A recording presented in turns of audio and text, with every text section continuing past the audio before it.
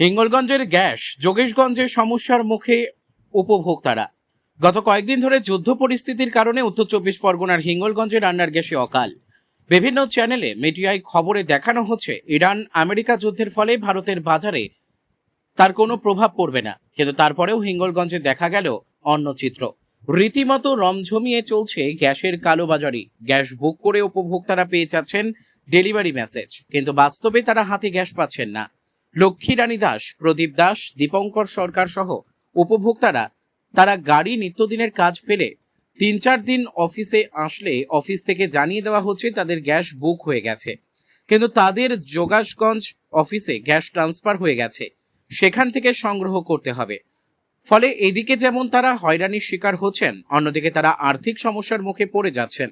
এতদিন পরে হঠাৎ করে কেন গ্যাসটা অজানা কারণে হিঙ্গলগঞ্জ থেকে যোগেশগঞ্জ ট্রান্সফার হয়ে গেল, সেই প্রশ্নের উত্তর যথাযথ দিতে পারছেন না অফিস কর্তৃপক্ষ, যার ফলে সমস্যায় পড়ছেন গ্যাস উপভোক্তারা।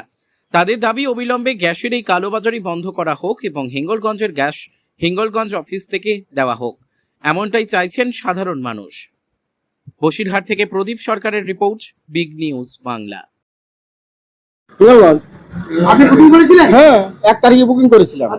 তারপরে এই নম্বর দিয়েছে, ভিসা এসছে, আমার গ্যাস যোগেশগঞ্জ চলে গেছে। কেন কি বলতো, ওনারা বলছে এই নম্বর দিয়েছি, ফোন করছি, ফোনও তুলছে না। এবার আমি গ্যাস পেয়ে কি করবো? আমি থানায় ব্যাপার করবো। সেই আমার যোগেশগঞ্জ তো কেন যাবো? সে তো আমার থানা আছে হিঙ্গলগঞ্জ, ব্লক হিঙ্গলগঞ্জ। আমি যোগেশগঞ্জ আনতে যাবো? আমাকে কি চাইছে? আমি থানায় ব্যাপার করবো, নাই আমার গ্যাস দিয়ে।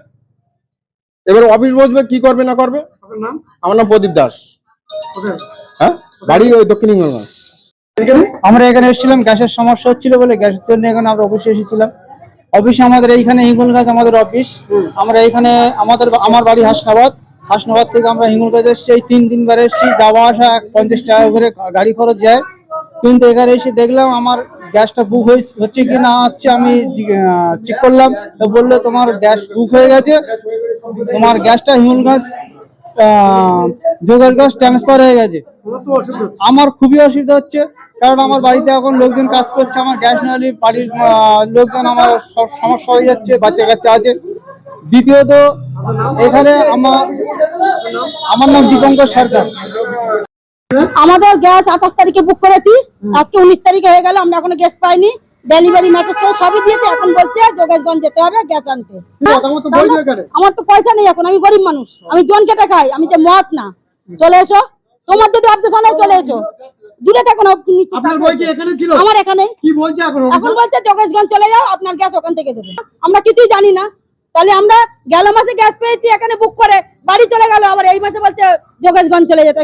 হ্যাঁ, 1500 টাকা 1600 টাকা আমি কিনেছি বেলাকে গ্যাস, আমি পাচ্ছি না বলে আমি কিনেছি। আমি বলছি, আমি প্রমাণ। আমার নাম লক্ষ্মী রানী দাস, বৌনাট বাড়ি, বৌনাট বলে দিচ্ছে একদম ঝাঁটাঝাট।